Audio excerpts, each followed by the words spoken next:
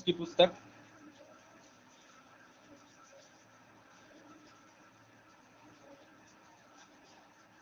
आमोस नाम का अर्थ है बोझ उठाने वाला, बोझ उठाने वाला।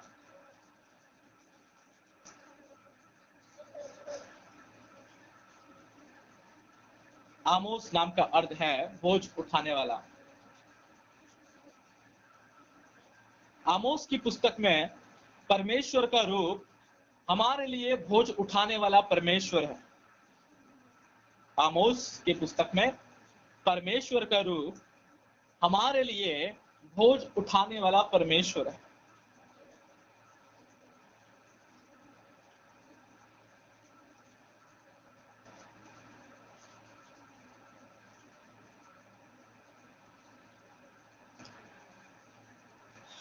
आमोस नबी इज़राइल के राजा दूसरे यरोबाम के दिनों में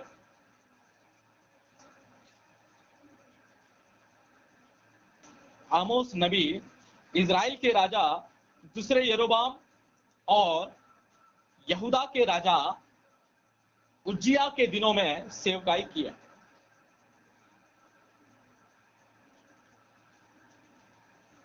आमोस नबी इज़राइल के राजा यरोबाम, दूसरे यरोबाम, इज़राइल के राजा दूसरे यरोबाम और यहूदा के राजा उज्जिया के दिनों में इन्होंने सेवकाई की है।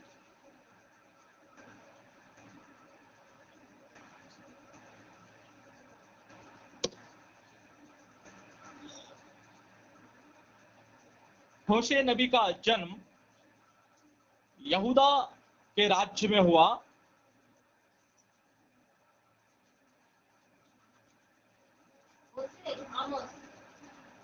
आमोस, हाँ आमोस, होशे बोला था। आमोस, सॉरी, आमोस नबी का जन्म यहूदा राज्य में हुआ, परंतु इनकी सेवकाई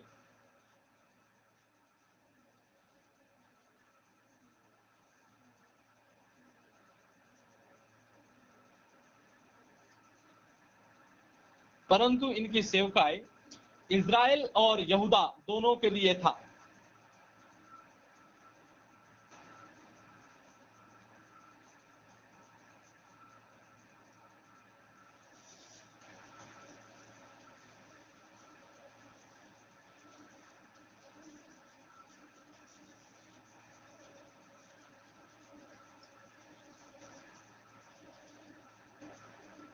आमोस की पुस्तक में आमोस नबी की सेवकाई, आमोस की पुस्तक में आमोस नबी की सेवकाई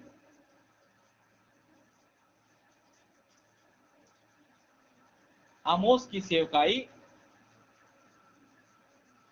इज़राइल की राज्य के लिए अधिक रीति से देखा जाता है।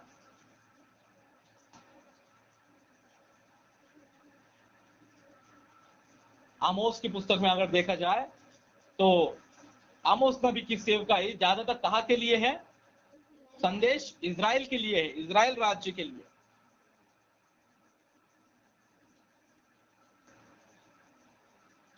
आमोस नबी इज़राइल और यहूदा के बॉर्डर में रहने वाले में से एक है, यानी इज़राइल के और यहूदा के बॉर्डर में, बॉर्डर के पास निवास करने वालों में से एक थे।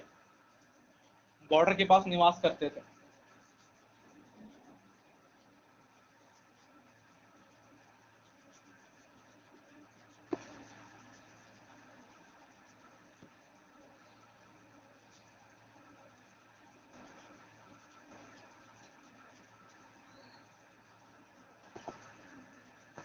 आमोस नबी तेकोवा नाम के राज्य गांव के थे। तेकोवा, तेकोवा नाम के गांव के थे।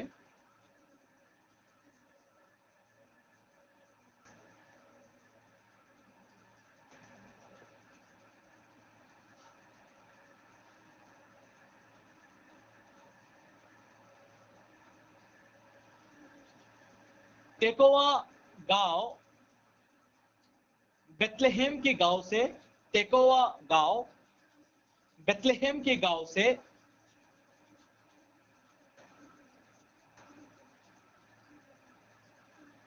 तेकोवा गांव बेथलेहेम के दक्षिण दिशा से करके लिखेगा, दक्षिण दिशा से लगभग 10 किलोमीटर की दूरी पे था।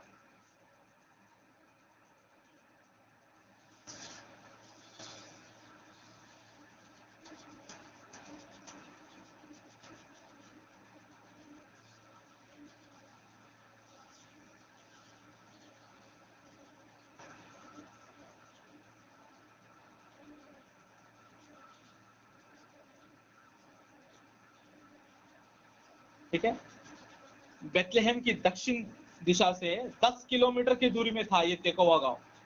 यहां पर देखिएगा तेकोवा गांव ज्यादा तक फेमस गांव के रूप में हम, यानी कईयों बार लिखा हुआ गांव के रूप में हम कभी नहीं देखते।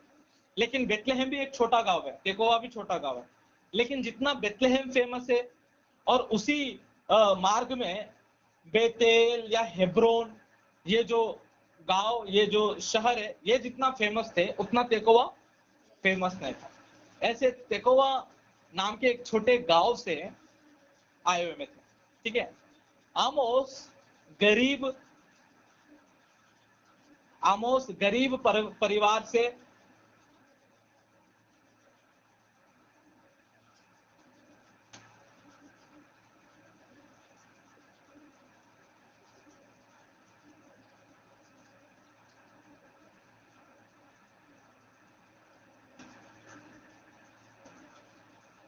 एक मेहनती मजदूरी के रूप में, मेहनती मजदूरी के रूप में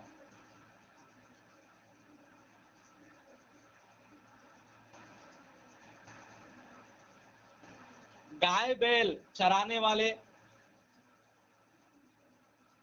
गाय बैल चराने वाले और गूलर के वृक्षों को छांट निहारने वाले थे। गूलर, गूलर के वृक्षों का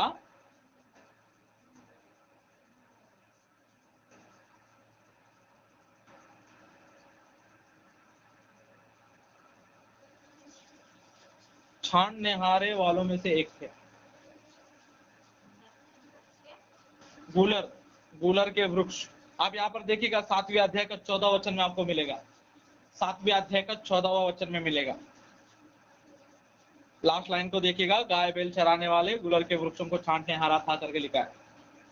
उस लाइन को आप लिख लीजिएगा, गाय बैल चराने वाले, 7वें अध्याय का 14 वचन में आपको मिल जाएगा।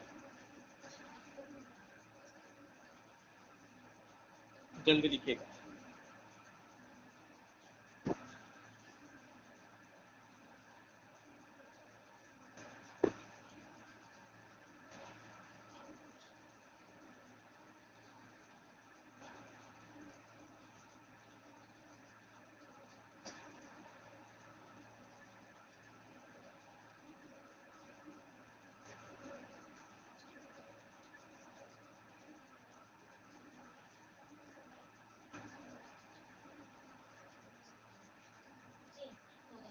हो गया।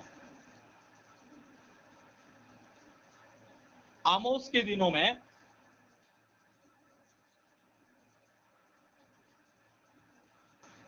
आमोस के दिनों में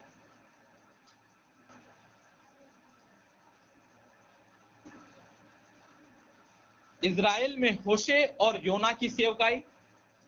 आमोस के दिनों में इज़राइल में होशे और योना की सेवकाई,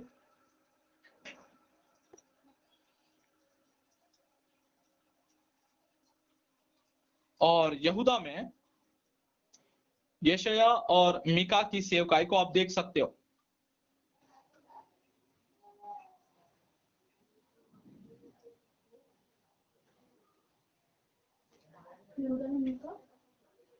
यहूदा में मीका और यशायाह की सेवकाई।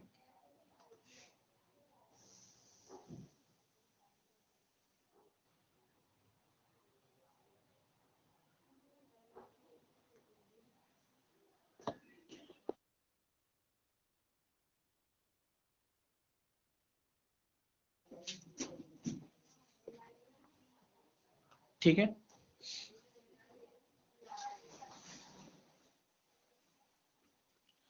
यहाँ पर देखिएगा, आमोस नबी के नाम को आप बाइबल में, यानी आमोस नबी के विषय में आप बाइबल में कहीं पर भी नहीं पढ़ोगे। ये आमोस नबी के विषय में, आमोस नबी के बारे में फिर एक बार, यानी आमोस की भविष्यवाणी को लेकर किसी ने कहा, या आमोस के नाम के नबी के नाम को किसी ने बोला है क्या, ऐसा आप बाइबल में कहीं पर भी नहीं देखोगे।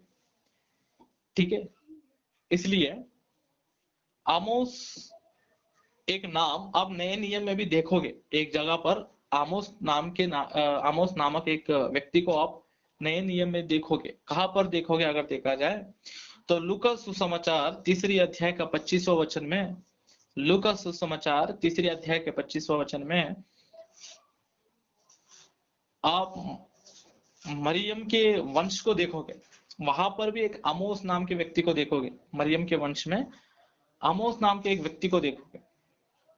वहां जो आमोस लिखा गया है, यानी वहां जिस मनुष्य आमोस के विषय में लिखा गया है, यहाँ पर जो आमोस नबी है, ये दोनों डिफरेंट है।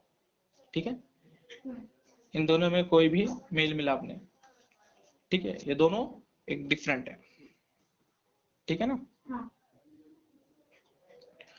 आमोस भविष्य में होने वाली न्याय को, आमोस भविष्य में इजराइल पर होने वाले न्याय को बहुत ही क्लियर रीति से देख सकता है। आमोस नबी इजराइल पर होने वाली परमेश्वर के न्याय को, यानी भविष्य में इजराइल पर होने वाली परमेश्वर के न्याय को बहुत ही क्लियरली देख सकता है।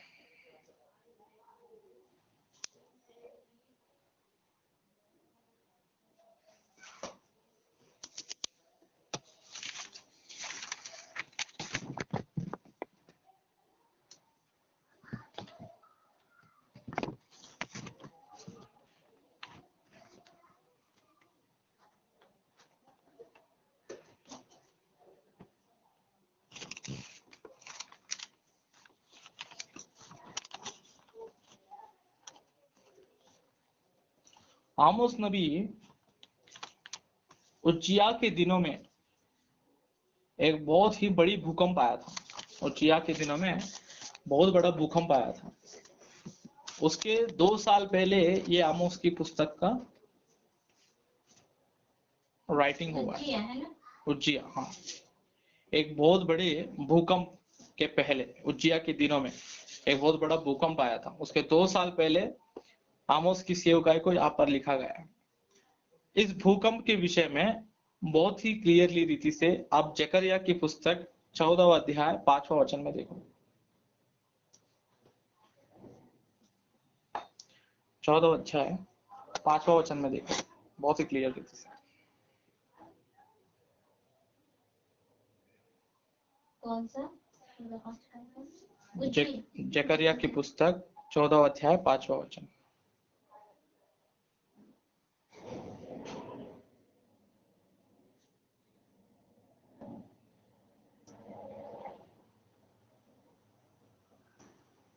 ठीक है, आमोस की पुस्तक में आप कुछ अलंकारिक भाषाओं को भी देखोगे। अलंकारिक वर्ड्स, अलंकारिक भाषा यानी टाइटल रूप्स में, है ना, कई बार हमने पढ़ा ना अलंकारिक भाषा। उस रीति से अगर देखा जाए, आमोस की पुस्तक में कुछ भयंकर रीति से अलंकारिक भाषा को आप देखोगे। जैसे कि पहली अध्याय के 3 वचन में 5 है, यहाँ पर भयंकर रीति से अलंकारिक भाषा को आप यहाँ पर देख सकते हैं, भयंकर अलंकारिक भाषाओं को। जैसे कि पहली अध्याय के 3 वचन में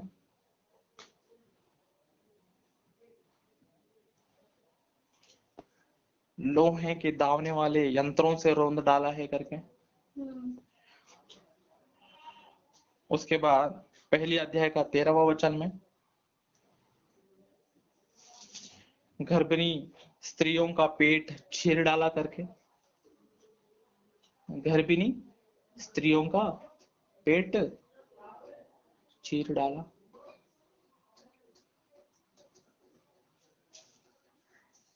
ठीक है, और दूसरी अध्याय का पहला वचन देखना।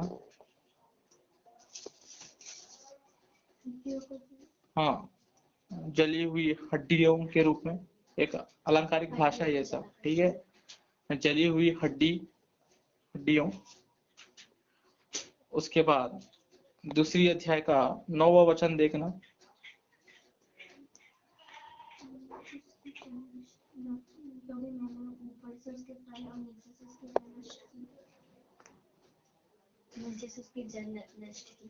हाँ, नाश हुआ जड़ के रूप में, नाश हुआ जड़।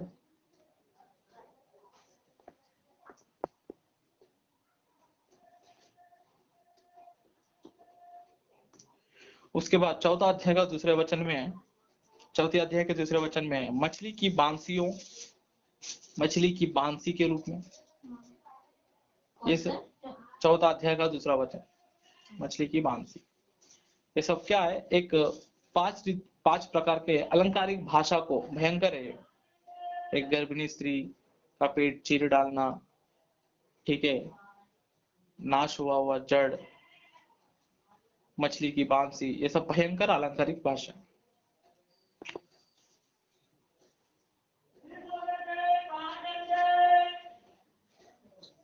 ये आमोस नबी, यह आमोस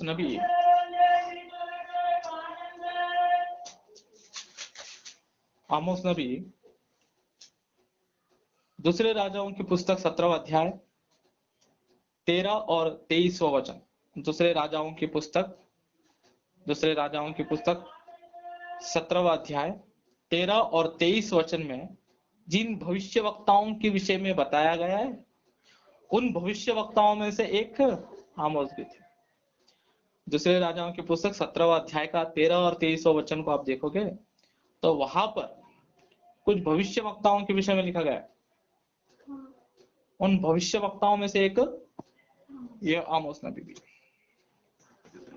है ना।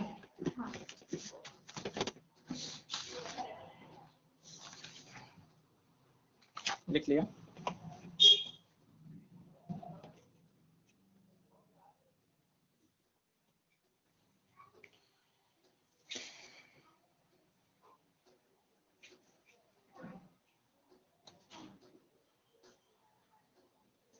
ठीक है,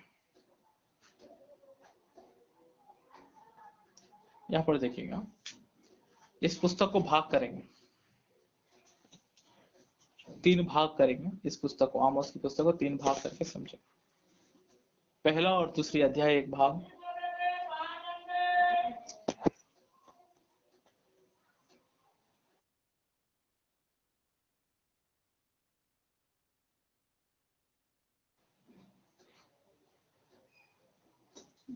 तीन भाग करेंगे। पहली और दूसरी अध्याय एक भाग, 3 से लेकर 6वीं अध्याय तक एक भाग, 3 से लेकर 6वीं अध्याय तक एक भाग। उसके बाद 7 से लेकर 9वां अध्याय तक एक भाग।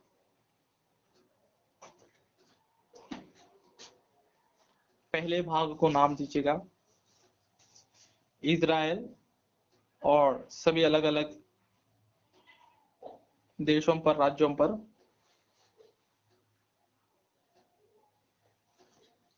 परमेश्वर का आरोप या संदेश।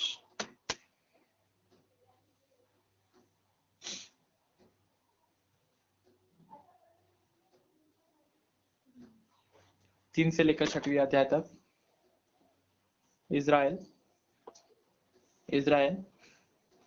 और उनके नायकों के लिए, यानी नायक के लिए, लीडर्स के लिए संदेश, परमेश्वर का संदेश।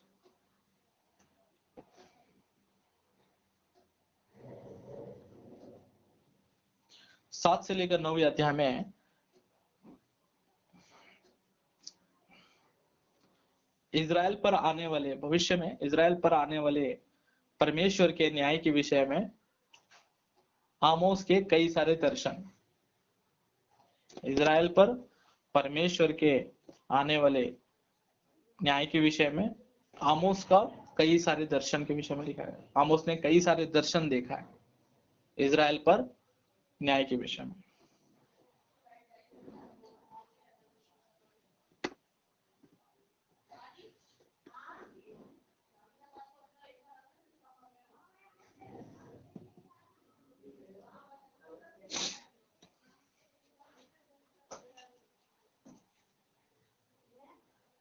देखा।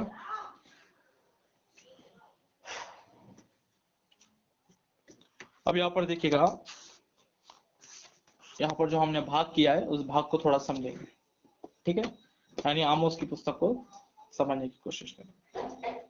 यहाँ पर देखिएगा, एक और दूसरे अध्याय के कुछ भाग में, दूसरे अध्याय के हाफ पार्ट कहेंगे, हाफ पार्ट, दूसरे अध्याय के हाफ पार्ट, यानी सेकंड ए करके भी आप लिख सकते हो, 2A। यहाँ पर देखिएगा, यहाँ पर परमेश्वर ने कई सारे देशों पर अपने आरोप को बताकर, यानी घूम फिर कर यानी सर्कल के रूप में घूम फिर कर फिर से कहां पर आया, इजराइल पर अपने आरोप को भी बता रहा है। लगभग पूरे 8 देशों पर परमेश्वर के आरोप को आप यहाँ पर देखोगे, ठीक है। आप बाइबल को खोलिएगा और वहीं से आप इसका रेफरेंसेस लिख लीजिएगा। पहला आरोप दमिश्क पर 3 से लेकर 5वां वचन तक, 5वां पद तक दमिश्क के विषय में। 6 से लेकर 8 गाजा, दमिश्क करके होगा ना, क्या लिखा है वहां पर? 6 में क्या लिखा है? गाजा ही लिखा है ना, तो वही लिखा है। जो लिखा है गाजा कहाँ लिखा?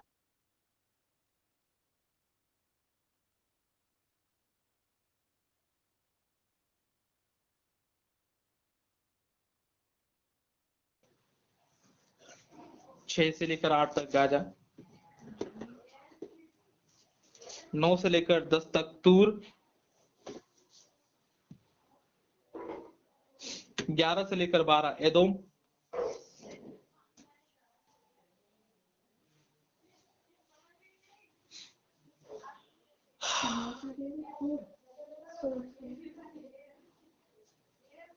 9 से लेकर 10 क्या लिखा है? सोर।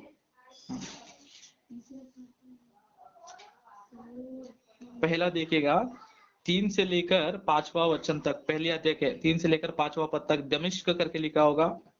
6 से लेकर 8वां पद में गाजा करके लिखा होगा। 9 से लेकर 10 में तूर यानी सोर करके हिंदी में लिखा होगा।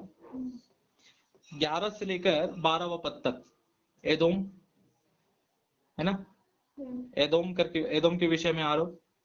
13 से लेकर 15वां पद तक, पहली अध्याय के 13 से लेकर 15 तक अम्मोनी। दूसरी अध्याय के पहला पद से लेकर तीसरे पद तक मोयाब।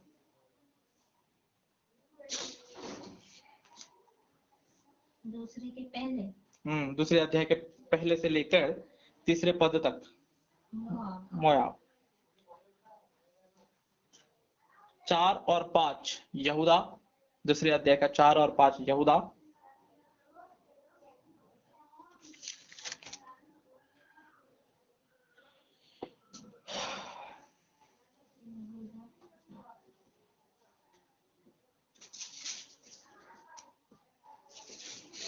उसके बाद 6 से लेकर 8 तक आप देखोगे तो इजराइल के ऊपर आरोप, इजराइल पर आरोप।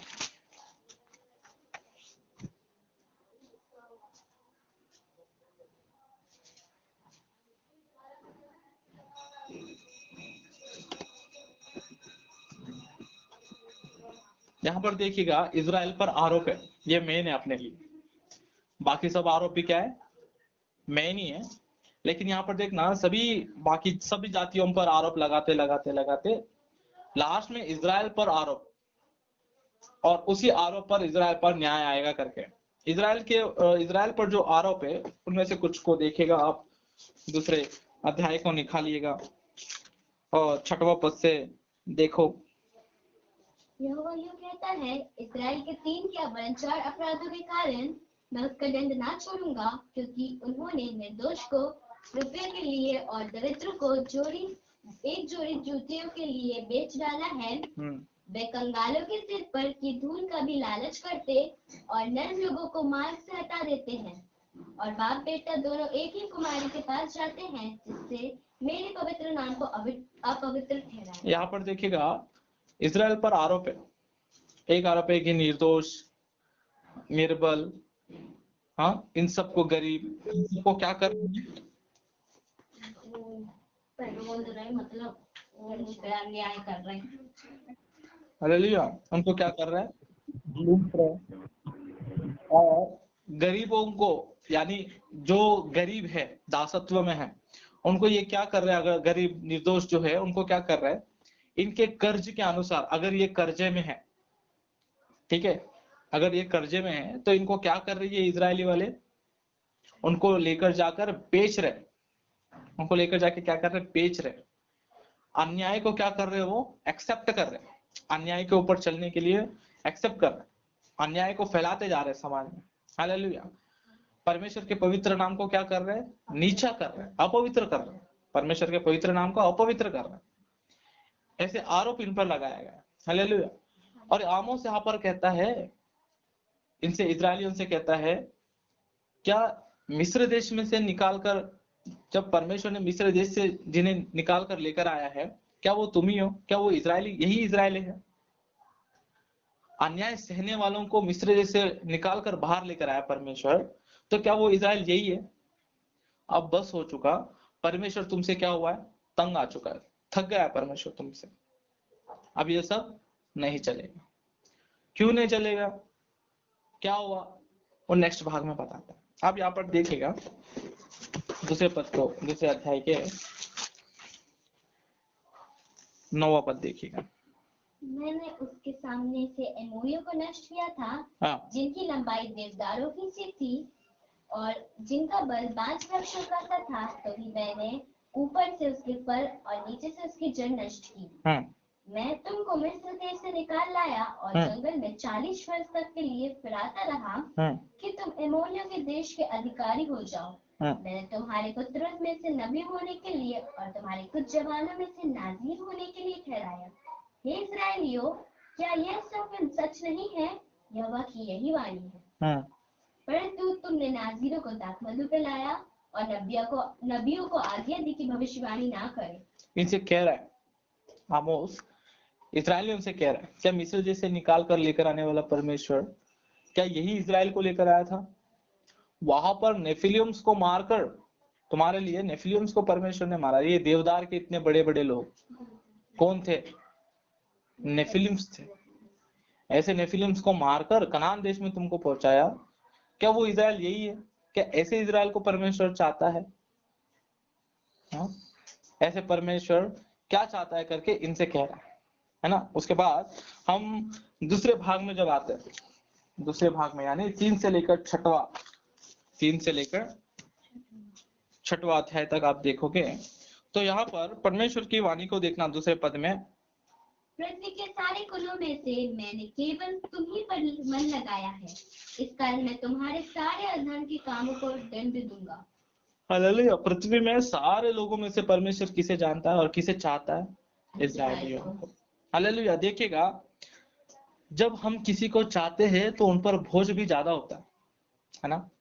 फॉर एग्जाम्पल, हम किसी से बहुत ज्यादा लगाव रखते हैं तो उनसे उतना ही ज्यादा एक्सपेक्टेशंस करते हैं, है ना। फॉर एग्जाम्पल, माता पिता अपने बच्चों पे ज्यादा एक्सपेक्टेशंस लगाते हैं, उनको चाहते हैं तो उन पर क्या करते हैं? एक्सपेक्टेशन लगाते हैं। एक्सपेक्टेशंस को ना करने पर माता पिता को क्रोध को भी देख सकते हैं। उसी रीति से यहाँ पर भी देखिएगा, सारी सृष्टि में, सारे लोगों में से मैं केवल तुम्हें जानता हूं, यानी तुम्हारा बोझ जो है, तुम्हारा कर्तव्य जो है, वो भी कैसा है? बहुत बड़ा होना चाहिए, ठीक है। इसलिए तुम्हारे बड़े पापों के कारण तुमको उतना ही, वैसे ही दंड भी मिलेगा। तुमने जैसा पाप किया है, जितना बड़ा किया है, उतना ही बड़ी दंड भी तुमको मिलेगा। हाँ, उसके बाद यहाँ पर देखिएगा, एक बहुत ही मेन बातों का आप यहाँ पर देखोगे तो इस अध्याय में आप इजरायलियों के ढोंगीपन को देख सकते हैं। इजराइल के नायकों के, याजकों के ढोंगीपन, यानी कहने के लिए तो क्या कर रहे हैं? आराधना कर रहे हैं, लेकिन कर क्या रहे? अन्याय। हालेलुया। क्या कर रही है? अन्याय फैला रहे। यहाँ पर एक ही विषय को बार बार रिपीटेडली बताया गया है। क्या? इजराइल के नायक या याजक या इजराइल के लोग क्या कर रहे? पता, मंदिर में जा रहे, वो जा रहे, वो होम बलि चढ़ा रहे, बलि चढ़ा रहे, अर्पण कर रहे, आराधना कर रहे, परमेश्वर की आराधना भी कर रहे, लेकिन फिर भी नेक्स्ट एंगल, नेक्स्ट साइड में ये क्या कर रहे हैं? मूर्ति पूजा कर रहे हैं, अन्याय को फैलाते जा रहे हैं। और परमेश्वर कहता है मैं मुझे ऐसी आराधना नहीं चाहिए, ऐसी आराधना से मैं घृणा करता हूँ, ऐसी आराधना मुझे कभी नहीं चाहिए, मैं घृणा करता हूँ।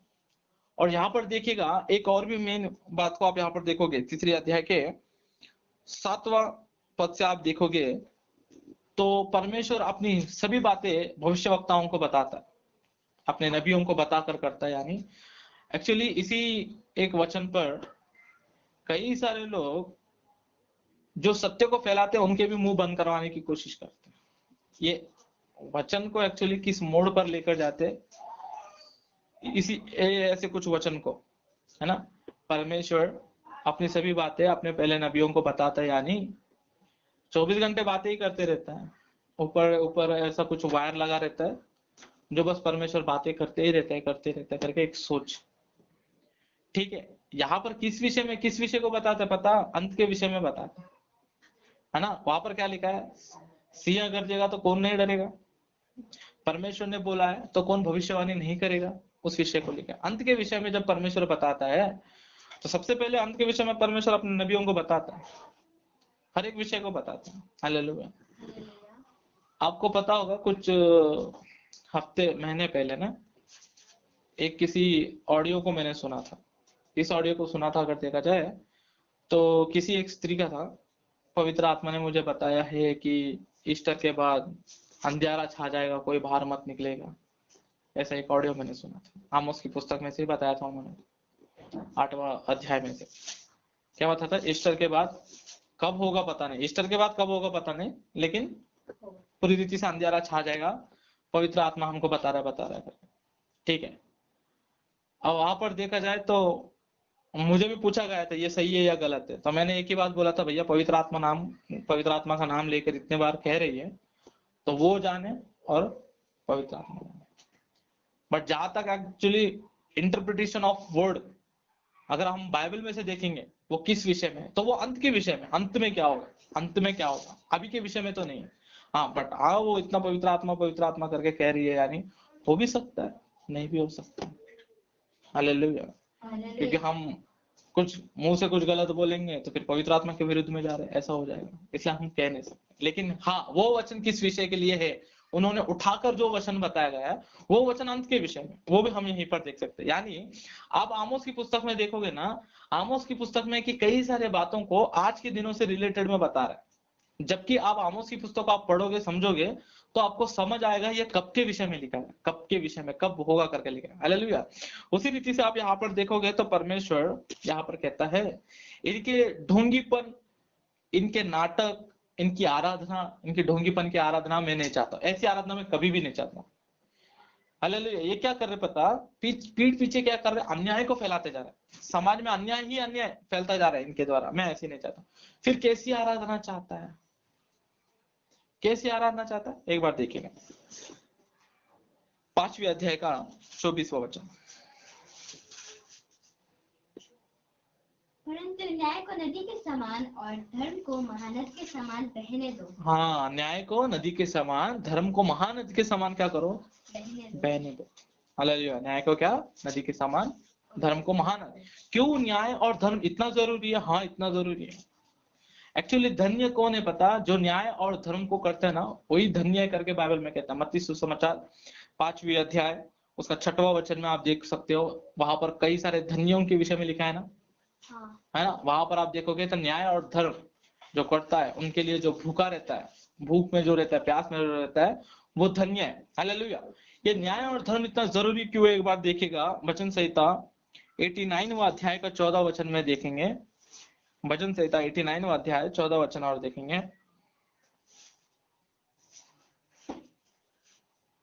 तेरे सिंहासन का मूल धर्म और न्याय है। तेरे सिंहासन का मूल धर्म और न्याय।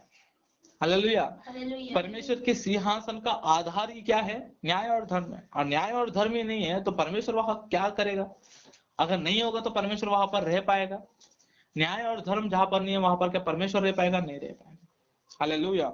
उसी रीति से आप मीका 6 का 8 और इर्मिया 9 का 24 में भी देख सकते हो मीका 6:8, यिर्मयाह 9:24 में भी अब न्याय और धर्म परमेश्वर यही हमसे चाहता है, और इसी न्याय और धर्म को अब इजराइल क्या कर रहा है, छोड़ दिया। और परमेश्वर क्या करता है, इनसे घृणा करता है। इसलिए परमेश्वर चाहता है अगर मेरी आराधना करना है तो न्याय को नदी के समान और धर्म को महानद के समान बहने दो। हालेलुया। उसके बाद यहाँ पर और भी कुछ बातों को देखोगे तो आमोस यहाँ पर कई बार मूर्ति पूजाओं के विषय में बार बार कहता है। हालेलुया। मूर्ति पूजा के विषय में बेतेल में जो मंदिर है वहां पर मूर्ति पूजा के विषय में कई बार कहता है। आप यहाँ पर देखना, मूर्ति पूजा यानी यहाँ पर ये किस मूर्ति की किस पूजा कर रहे हैं अगर देखा जाए तो आपको याद होगा, इजराइल देश जब दो भाग में हो गया था, इजराइल और यहूदा के में, तो वहां पर आप देखोगे इजराइल देश दो राज्य में बंटने के बाद वहां पर राजा ने क्या किया,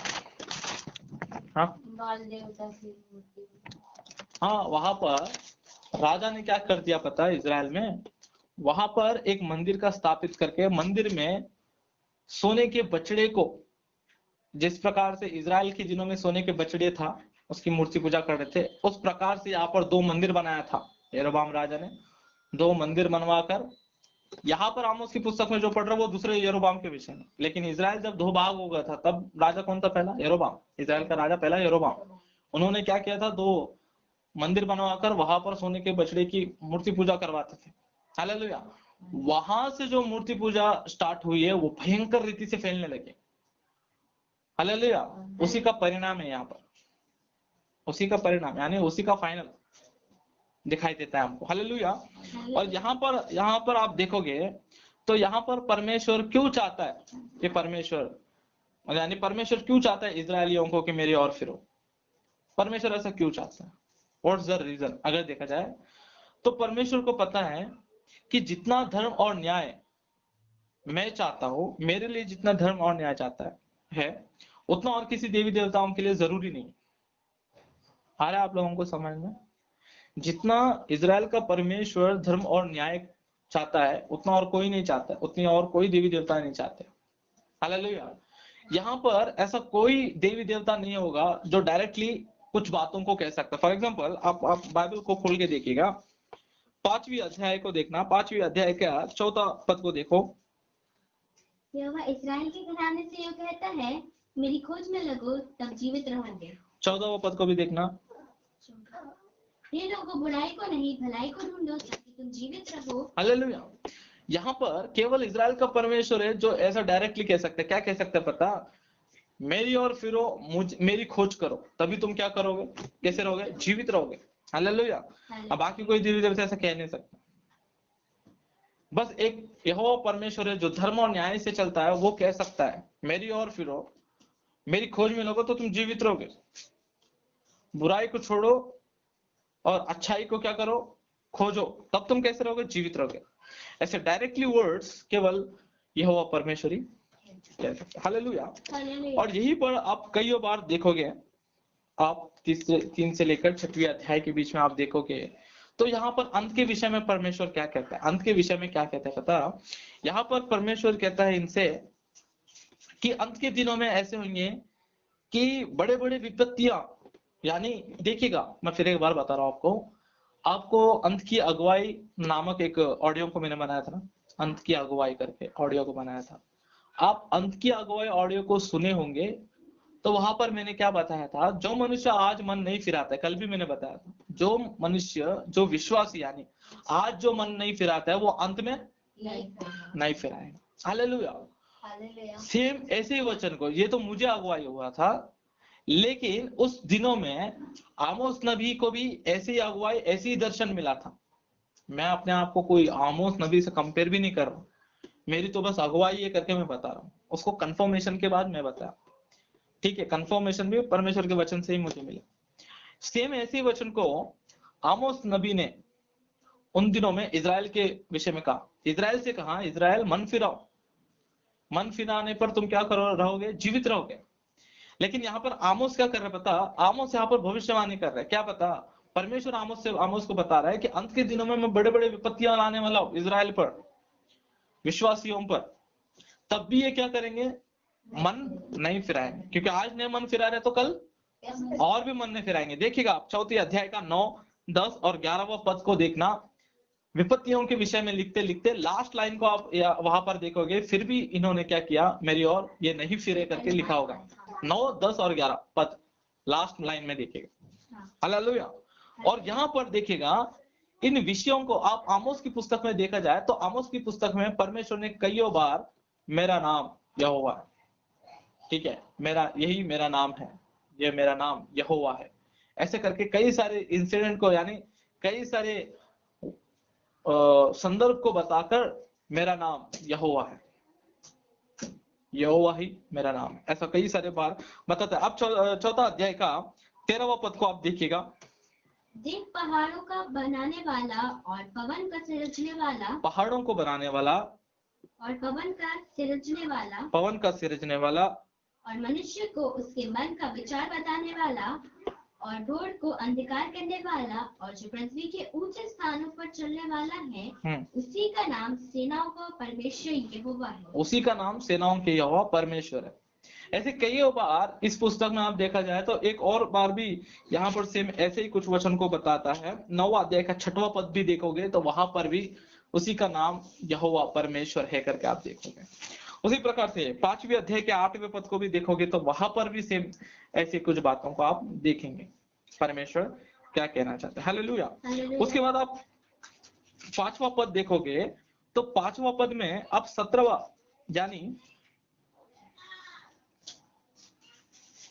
यानी यहाँ पर आप देखिएगा 5वीं अध्याय का 10 से लेकर 12वां पद तक आप देखोगे तो परमेश्वर के नजरों में इजराइल किस प्रकार से है। 5वीं अध्याय 10 से लेकर 12वां पद देखोगे तो परमेश्वर की नजरों में इजराइल किस प्रकार से जी रहा है, उन बातों को आप देखोगे। उसके बाद यहाँ पर परमेश्वर का न्याय यानी परमेश्वर का दिन, यहोवा का दिन किस प्रकार से होगा, यहोवा का दिन किस प्रकार से होगा करके आप यहाँ पर देख सकते हो। 5वीं अध्याय का 17 से लेकर 20 तक आप देखोगे तो वहां पर क्या लिखा है देखना। 17वां पद पढ़ना। और सब रात की बारियां में रोना पीटना होगा, क्योंकि यहोवा यह कहता है, मैं तुम्हारे बीच में से होकर जाऊंगा। हाय तुम पर जो यहोवा के दिन की अभिलाषा करते हो, यहोवा के दिन से तुम्हारा क्या लाभ होगा, वह तो उजियाले का नहीं अंधियारे का दिन। यहाँ पर देखिएगा यहोवा के दिन के लिए क्या कर रहे हैं, अभिलाषा कर रहे हैं ना, परमेश्वर का दिन आना चाहिए, यहोवा का दिन आना चाहिए। और यहाँ पर आमोस कर रहे यहोवा का दिन आने से तुम्हारा क्या लाभ है, तुम क्यों घमंड में जी रहे हो, तुम क्यों अभिलाषा कर रहे हो। परमेश्वर का दिन तुमको क्या लगता है कि वो परमेश्वर का दिन प्रकाश का दिन होगा, उजाला का दिन होगा? नहीं, यहोवा का दिन अंधियारे का दिन होगा करके बता रहे हैं आमोस। हालेलुया। आज हम भी क्या करते पता, जीते कैसे अन्याय के जीवन, हमारे जीवन को बिताते भी अन्याय से ही, हमारी आराधना भी असत्य की आराधना है। हालेलुया। लेकिन हम घमंड में क्या करते हैं, हाँ आने दो परमेश्वर के दिन आने दो, जब हम सब उठाए जाएंगे, है ना। कुछ लोग घमंड करते हैं, आने दो परमेश्वर का जब न्याय होगा ना तब पता चलेगा, परमेश्वर का दिन जब आएगा ना तब पता चलेगा, रैप्चर जब होगा तब पता चलेगा। हालेलुया। लेकिन याद रखने वाली बात यह है कि हमारा घमंड, हमारे अभिलाषा किस ओर जा रहा है। हम सोच रहे कि सब कुछ अच्छा होगा, अच्छा नहीं, वो किस प्रकार से होगा, भयंकर है। हालेलुया। यहोवा के दिन के विषय में देखिएगा, योएल ने भी एक पहली अध्याय 15वां वचन में लिखा है, यहोवा का दिन भयंकर है करके लिखा है। हालेलुया। कैसा लिखा है, यहोवा का दिन कैसा है, भयंकर है। हालेलुया। हाँ, विनाश का दिन है करके। हालेलुया। उसके बाद 5वीं अध्याय का 22 से लेकर आप पढ़ोगे, यानी 21 से पढ़ोगे तो क्या लिखा है, एक बार पढ़िएगा। मैं तुम्हारे पर्वों से बैर रखता और उन्हें निकम्मा जानता हूँ, और तुम्हारी महासभाओं से मैं प्रसन्न नहीं।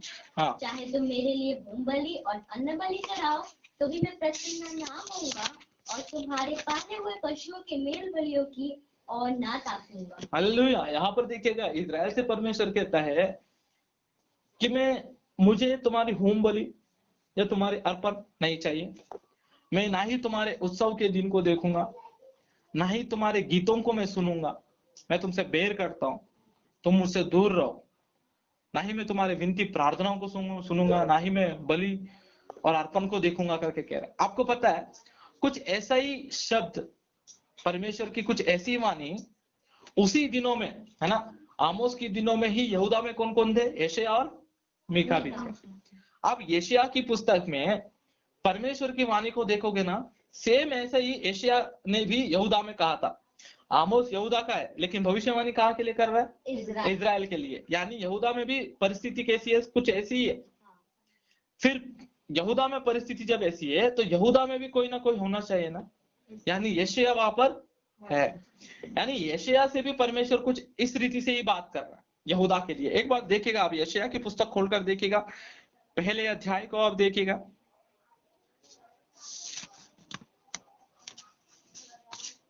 पहले अध्याय को देखिएगा, 12वां पद को देखना।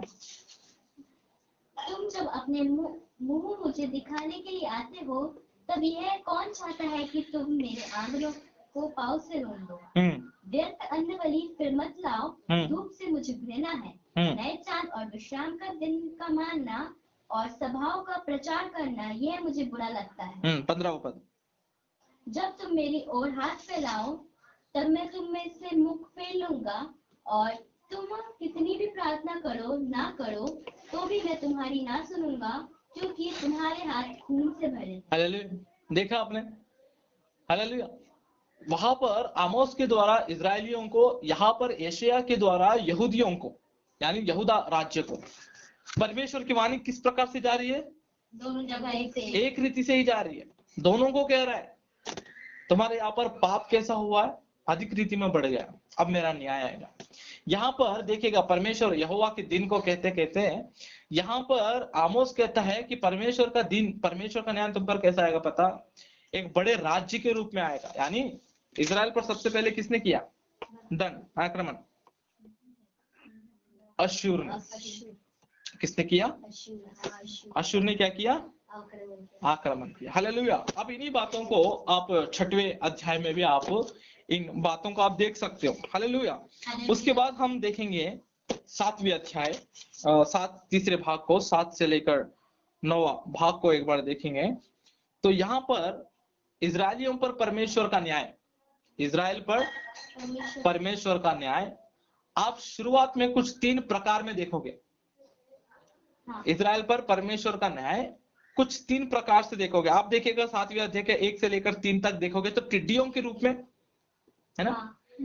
उसके बाद दूसरा देखोगे 7वें अध्याय का 4 से लेकर 6 तक, कैसे? आग समान। उसके बाद तीसरा आप देखोगे कुछ साहुल ना, साहुल के रूप में आप देखोगे। अब साहुल यानी आपको अच्छे से पता होना चाहिए, हिंदी वर्ड्स आपको अच्छे से पता होगा। हालेलुया। हालेलुया। लिख लिया? पहला क्या है? अब देखिएगा 7वें अध्याय का 1 से लेकर 3, 4 से लेकर 6 में आग समान, 1 से लेकर 3 में टिड्डियों के समान। उसके बाद 7 से लेकर 9 तक साहुल, परमेश्वर के हाथ में साहुल के रूप में।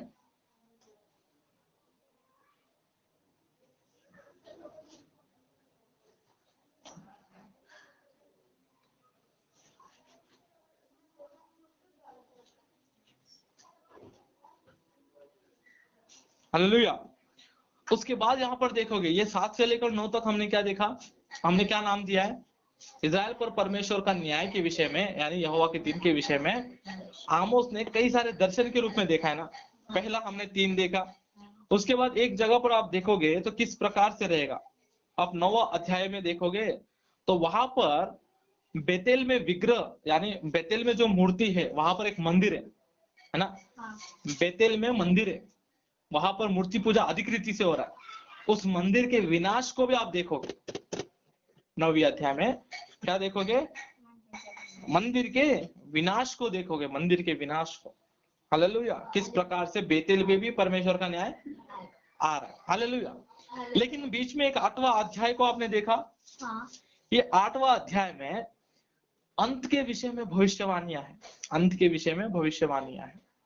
इन भविष्यवाणी को आप देखोगे तो हाल ही में कई से, जब कोरोना के द्वारा लॉकडाउन जब शुरुआत हुआ था, विश्वासी भाई बहन जिनमें यानी वचन को थोड़ा डेप्थ में नहीं समझ पा रहे, उन्होंने क्या किया बता, आमोस की पुस्तक में से निकालकर ये इन सभी बातों को आज के दिनों से कनेक्ट करके व्हाट्सएप में फैला दिया, है ना।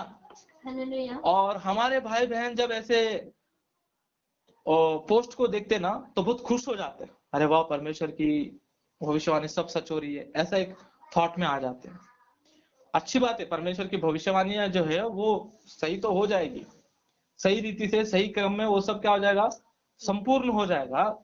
लेकिन वो कब के लिए है कब के लिए नहीं है, उन बातों को देखना जरूरी। हालेलुया। हालेलुया।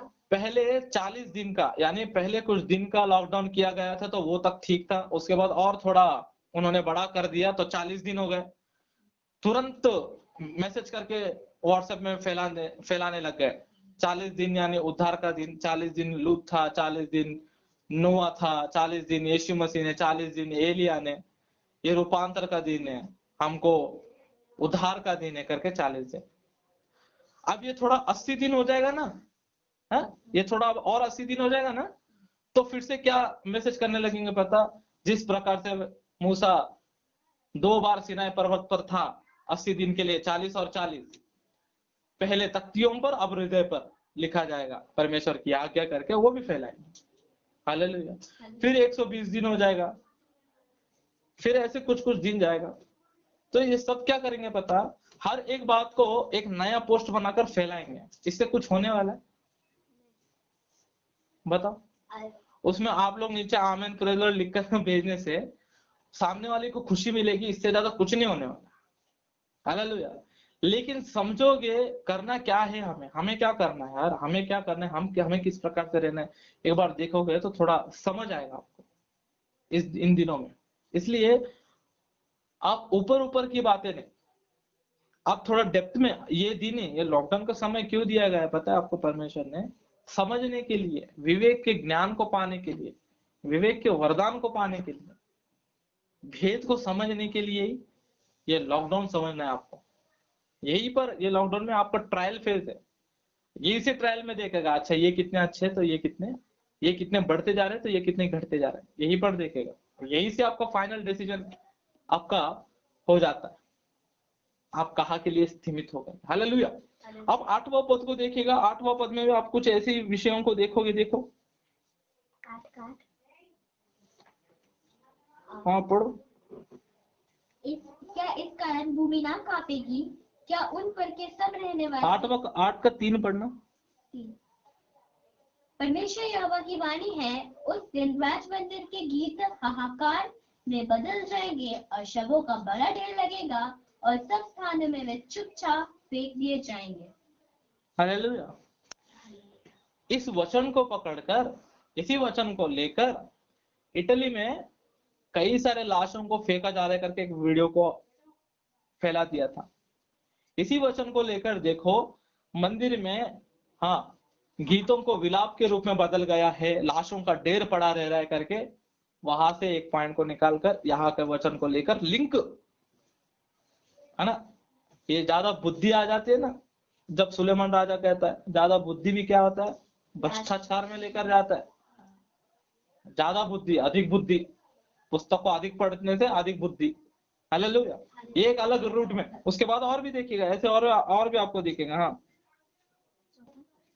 पढ़ो, और आगे पढ़ो। ये सुनो, तुम जो दरिद्रों को निगलना और देश के नम्र लोगों को नष्ट करना चाहते हो, जो कहते हो नया चांद कब बीतेगा कि हम अन्न बेच सके, विश्राम दिन कब बीतेगा कि हम अन्न के। उसके बाद 9वां पद देखना, कुछ बातों को ही देखेंगे पूरे नहीं, 9 बात। परमेश्वर यहोवा की ये वाणी है, उस समय मैं सूर्य को दोपहर के समय अस्त करूंगा और इस देश को दिन दोपहरी अंधियारा कर दूंगा। हाँ, मैं तुम्हारे पर्वों के उत्सव को दूर ये सूरज ठहर जाना, अंधियारा हो जाना कब होगा? ये अंत में होगा। आप मोहर के विषय में पढ़ा होगा, तो मोहर के दिनों में देखोगे आप, मोहर के दिन उस प्रकार से होंगे। किस प्रकार से? कुछ दिन के लिए पूरा अंधेरा छा जाएगा।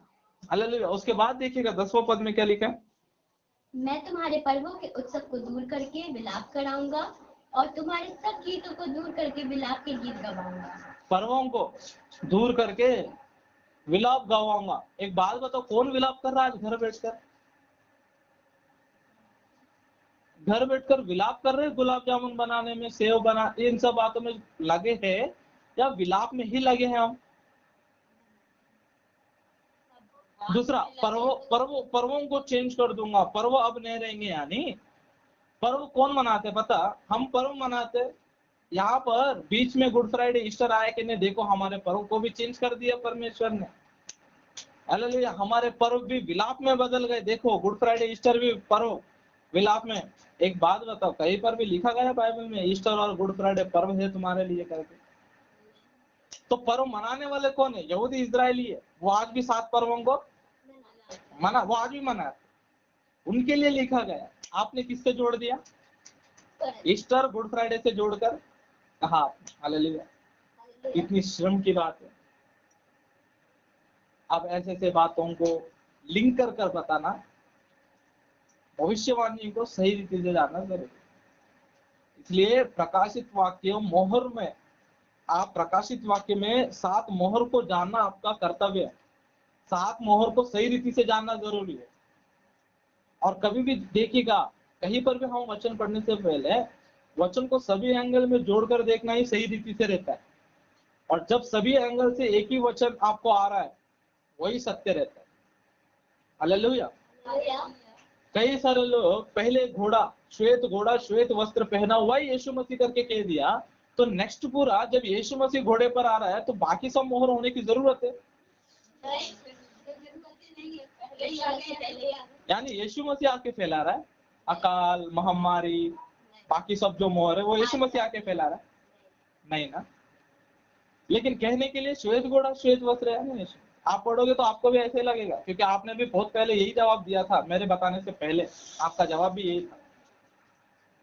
10 रीति से बताने पर आपकी सोच जो है वो बदल गई। आप सत्य को जाने, बदल गए यानी मेरे वजह से नहीं, सत्य को जानकर आपकी बदली। हालेलुया। उस रीति से मोहर को जानो। मोहर नहीं जानोगे, तुरई नहीं जानोगे, क्रोध के बाद कटोरे को नहीं जानोगे, नहीं, फिर तो आपको कभी अंत के विषय में कभी पता नहीं चलेगा। अंत के विषय में एक क्लैरिटी आपके जीवन में आना जरूरी है। अंत के विषय में क्लैरिटी आना जरूरी है। उसके बाद 9वां अध्याय को आप जब देखते हो, उसके बाद देखिएगा इसी 8वां अध्याय में देखिएगा 11वां पद को आप देखना। 11वां और 12वां पद को देखोगे तो परमेश्वर कहता है मैं एक बहुत बड़ी अकाल को लाऊंगा तुम्हारे बीच में, ड्राउट। ये अकाल कैसी होगी? खाने पीने की अकाल होगी। किसकी अकाल होने वाली है? ये समुद्र की इस ओर से उस ओर भी जाएंगे तो तुमको खाना नहीं मिलेगा या वचन नहीं मिलेगा करके लिखा है। वचन की अकाल आ जाएगी। वचन की अकाल आ जा रही है। आज वचन की अकाल कहाँ आ रही है? यूट्यूब में, टीवियों में। हाँ, कितने रीति से लोग क्या कर रहे हैं? वचन को फैला रहे। हालेलुया। पर्वों को निकालकर विलाप के रूप में बदल देगा करके जो परमेश्वर ने कहा है। आपको याद रखने वाली बात, ये सब बंद नहीं हुआ है। लॉकडाउन, आज लॉकडाउन के समय में कुछ कुछ जगह पर जहां पर लॉकडाउन को उठा दिया गया है, वहां पर भी प्रार्थना सभाएं हो रही है, वहां पर भी वचन फैलाया जा रहा है। फिर वचन आपको कब नहीं मिलेगा? जब झूठा क्रिस्त का आगमन होगा। तो झूठा क्रिस्त क्या करेगा? बाइबल का छापना यानी प्रिंटिंग प्रेस को ही बंद कर देगा। बाइबल के प्रिंटिंग को बंद करेगा। केवल बाइबल ही नहीं, कई सारे ग्रंथों को बंद कर देगा ये झूठा क्रिस्त। भयंकर रीति से वो फॉर्म करेगा। हालेलुया। उन दिनों के विषय में लिखा है कि तब तुम चाहो हम वचन पढ़े, बाइबल पढ़े, तब भी आपको वचन नहीं मिलेगा। पहले तुम समुद्र की इस ओर से उस ओर जाओ। समुद्र यानी समुद्र यानी संसार, जाति जाति के लोग, जाति जाति की भाषा, अलग अलग भाषा बात करने वाले। इस समुद्र यानी ये समुद्र। आप समुद्र यानी पानी के इस ओर से जाने से, पानी के उस ओर पे जाने से नहीं। जाति जाति अलग अलग भाषा करने वाले किसी भी देश में जाओ, आपको वचन नहीं मिलेगा। हालेलुया। उसके बाद 9वें अध्याय में आते हैं तो 9वें अध्याय में भी आपको, 9वें अध्याय में बेतेल के मंदिर का विनाश होना, बेतेल के मंदिर पे न्याय के विषय में आप देखोगे। हालेलुया। बेतेल के मंदिर पे न्याय के विषय में आप यहाँ पर सभी बातों को देखते हुए, यहाँ पर इनके विषय में कहते कहते 10 से लेकर 15वां पद तक आप देखोगे तो फिर एक बार इजरायलियों के लिए आशा की किरण, एक जीवित आशा को आप देखोगे। देखो हाँ, देखा आपने? अब फिर से यहाँ पर एक जीवित आशा, इजरायलियों के लिए एक आशा की किरण को देखोगे। हालेलुया। और इसी रीति से अगर देखा जाए 15वां पद पढ़ना। मैं उन्हें उन्हीं की भूमि में बोऊंगा हाँ और वे अपनी भूमि में से जो मैंने उन्हें दी है फिर कभी उठाने ना जाएंगे। तुम्हारे परमेश्वर यहोवा का यही वचन। इस आशा की किरण से ही क्या होता है आमोस की पुस्तक का अंत। आमोस की पुस्तक देखिएगा केवल उस दिन के न्याय के विषय में नहीं, आमोस भविष्य में होने वाली कई सारे बातों को भी क्लियरली बता चुका है। ऐसा होगा, ऐसा न्याय होगा, तब परमेश्वर क्या करेगा, तुम्हें बोएगा, तुम सर्वदा के लिए भी रहोगे, इसलिए तुम चेंज हो जाओ, ऐसा हो करके कह रहा है आप। हालेलुया। इस पुस्तक में आपको क्या दिखाई देता है? क्या दिखाई देता है? ढोंगीपन के द्वारा भी तुम पर क्या आ सकता है? हिपोक्राइट्स के ऊपर भी क्या आ सकता है? परमेश्वर का। हिपोक्राइट्स यानी ढोंगीपन, ढोंगीपन, वेश बदलना, यानी हाथी के दांत दिखाने के एक, खाने के एक, है ना। यहाँ पर ये क्या कर रहे हैं? दिखने के लिए, दिखाने के लिए कुछ और, पीछे से कुछ और। पीछे से अन्याय कर रहे हैं, लेकिन सामने से क्या दिखा रहे हैं परमेश्वर को? हम सीधे चाल चलन चल रहे, न्याय को फैला रहे, धर्म को फैला रहे। यहाँ पर परमेश्वर कहता है तुम्हारे ही ढोंगीपन के कारण तुम पर क्या आने वाला है? न्याय आने वाला है। आप देखना ढोंगीपन कितना भयंकर है। एक ढोंगीपन के कारण इनके जीवन में कितने बड़े भयंकर और परमेश्वर के न्याय को आप देख सकते हैं। हालेलुया।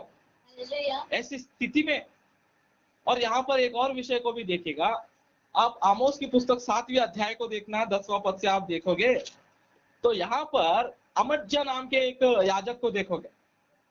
हालेलुया। यहाँ पर एक और छोटा स्टोरी बता रहा हूँ, ये आपको मैंने नहीं बताया। यहाँ पर आप देखोगे जब परमेश्वर ने आमोस से कहा, आमोस उठ और इजराइल में बेतेल में जाकर वहां के याजकों से, नायकों से कहने लग कि तुम जो कुछ भी कर रहे हो, यानी जो भी मूर्ति पूजा बेतेल में कर रहे हो, ये सब क्या है? परमेश्वर की नजर में घृणित है। परमेश्वर तुम पर परमेश्वर का न्याय लेकर आएगा, दंड लेकर आएगा, तुम बदल जाओ। हालेलुया। उस वक्त में ये सभी याजक नायकों ने मिलकर क्या किया पता? आमोस के पास अमज्जा नाम के याजक को भेजा। हालेलुया। अमज्जा नाम के याजक को भेजा। फिर भी आमोस क्या कर रहा है? प्रचार कर रहा है। कहां से? यहूदा से जाके इजराइल में प्रचार कर रहा है। हालेलुया। ये लेकिन अमज्जा की लक्षण किस प्रकार से पता? घमंडी है, ठीक है, परमेश्वर का भय नहीं है, ये भी ढोंगीपन ही है। ढोंगीपनों के साथ रहकर ये भी ढोंगी है। हालेलुया।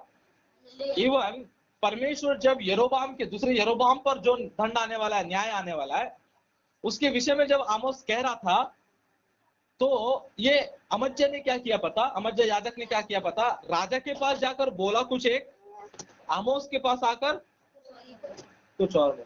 हालेलुया। वहां पर राजा के पास जाकर, राजा परमेश्वर का न्याय तुम पर आएगा, तुम ऐसे हो जाओगे, वैसे हो जाओगे करके आमोस यहूदा से आकर यहाँ पर क्या कर रहा है? भविष्यवाणी कर रहा है करके वहां से निकलकर आमोस के पास आकर, बीच में आमोस के मार्ग में आकर आमोस से कह रहा है, क्या कह रहा है? यहाँ पर देखिएगा क्लियरली क्या लिखा है, 12वां पद में देखो। जब अमस्या ने आमोस से कहा, हे दर्शी, यहाँ से निकलकर यहूदा देश में भाग जा और वही रोटी खाया कर और वही भविष्यवाणी किया कर। हालेलुया। यहाँ पर सबसे पहले राजा के पास जाकर कहता है, राजा आप मारे जाओगे, आपके ऊपर तलवार आएगा, आप मर जाओगे, इजराइल की प्रजा सब बंधुआई में चली जाएगी करके वहां पर आमोस जो है ना प्रचार कर। यहाँ पर आमोस के पास आकर कहता है, आमोस दीर्घदर्शी, तुम यहूदा के रह के इजराइल में आकर प्रचार क्यों कर रहे हो? वही जाकर रोटी खाओ, वही जाके रोटी पाओ, वही जाके काम करो, यहाँ पर तुम्हारी जरूरत नहीं। हालेलुया। ये आज इस नवयुग की कलीसिया में भी आप अगर देखोगे तो यहाँ पर पासबानों की भी कुछ रीति इसी शैली में चल रही है। आपको क्या जरूरत है मेरे हमारे चर्च में आकर बोलने की? आपको क्या जरूरत? ये जो सिटी, ये जो प्रांत है ना हमारा, ये शहर हमारा, हमारे अलावा यहाँ पर कोई प्रचार नहीं कर, हम ही करना। आप कहाँ से? आंध्र से? आंध्र में। भोपाल से आओ, भोपाल में जाओ। इटार से आओ, इटारसी में जाके प्रचार। इधर नहीं आना, इधर नहीं चाहिए हमको। हालेलुया। लेकिन जब अमज्जा इन सब बातों को कह रहा था, अमज्जा आमोस से जब इन सब बातों को कह रहा था, जाओ जाओ जरूरत नहीं है यहाँ पर, यहूदा में रहकर इजराइल में आकर प्रचार कर रहे हो, ये सब नहीं चाहिए करके दीर्घदर्शी यानी वहां पर ये वर्ड दीर्घदर्शी यानी परमेश्वर के द्वारा बोलने के लिए आया है ना, ऐसे दीर्घदर्शी जाओ और वहीं पर कर लो, यहाँ पर जरूरत नहीं है। हालेलुया। वहां पर आमोस ने जो जवाब दिया है, उसके बाद शायद अमज्जा जैसे लोग फिर से मुंह ही नहीं खोल पाएंगे। क्या जवाब दिया पता? भैया अमज्जा, मैं ना ही भविष्यवक्ता हूं ना भविष्यवक्ता का बेटा हूं, मैं तो गाय बैल चराने वाला, हाँ गुलर के वृक्षों को हाँ ऐसा मैं हूं। मैं अपना काम कर रहा था, हालेलुया, मैं जब अपना काम कर रहा था सडनली एक आकाशवाणी जैसा हुआ, ऐसा लगा कि सिंह गर्जा। हालेलुया। अब अमज्जा तुम एक याजक हो ना, तुम ही बताओ, जब सिंह गरजेगा तो कौन नहीं डरेगा? सभी डरते हैं ना। उसी प्रकार से सिंह जैसा मेरा परमेश्वर जब गरजा तो क्या मैं आकर बोलूंगा नहीं? हालेलुया। ये क्या था? आमोस का डायलॉग था। हालेलुया। उसके बाद अमज्जा के ऊपर परमेश्वर का न्याय किस प्रकार से आएगा करके लिखा है। यरोबाम पर परमेश्वर का दंड आएगा करके भी लिखा है। हालेलुया। यरोबाम पर भी परमेश्वर का दंड आएगा, यानी तलवार। यहाँ पर देखिएगा 7वां अध्याय का 11वां पद पढ़ो। आमोस क्यों कहता है यारोबाम तलवार से मारा जाएगा? यारोबाम तलवार से मारा जाएगा। और आप यहाँ पर 17वां पद में देखोगे अमज्जा के घराने पर, अमज्जा पर परमेश्वर का न्याय के विषय में लिखा है। हालेलुया। यहाँ पर आप देखिएगा किस प्रकार से कह रहा है, वो भोज किस प्रकार से। यहाँ पर आपको पता है जब इजराइल में आकर जब आमोस प्रचार कर रहा है, संदेश दे रहा है, सेवकाई कर रहा है, आमोस को कई सारी विपत्तियां, कई सारे कष्ट सहना पड़ा। देखिएगा एक भेड़ बकरी चराकर अपनी मजदूरी के जीवन में खुश रहने वाला, अच्छे गरीब परिवार में से रहकर हर दिन की कमाई करके अच्छे से रहने वाले एक इंसान को परमेश्वर ने बुलाकर इजराइल भेजकर कितने सारे विपत्तियों में से होकर कई बार खाना नहीं मिला, हालेलुया, मकान नहीं मिला, रोड पर सोता था, इजराइल के लिए भविष्यवाणी करता, खाना नहीं मिलता था, भविष्यवाणी करता, वहां के लोग मारने के लिए, पीटने के लिए पीछे ही आते रहते थे, तब भी क्या किया? भविष्यवाणी किया। यहाँ पर भी आप देखना होशे नबी के समान आमोस के जीवन में भी आप क्या देखोगे? परमेश्वर के लिए अपने जीवन को ही क्या करना? त्याग दे। और जैसे आप देखोगे स्टीफन के जीवन में, तो स्टीफन उस अधिकारियों को जवाब देता था, कोई मुंह तक नहीं खोलता था स्टीफन के सामने, इतने मर्म की बातों को बताता था स्टीफन। वैसे यहाँ पर आमोस के भी देखना, आमोस की बातें भी किस प्रकार से बता, जवाब देने पर सामने वाला फिर से कोई बोल नहीं सकता। हालेलुया। एक वन वर्ड में मैटर पूरा क्लोज करता था। ऐसे आमोस नबी का लक्षण था। ऐसे एक छोटे चरवाहा को बड़े काम के लिए परमेश्वर ने बुलाया, चुना। हालेलुया।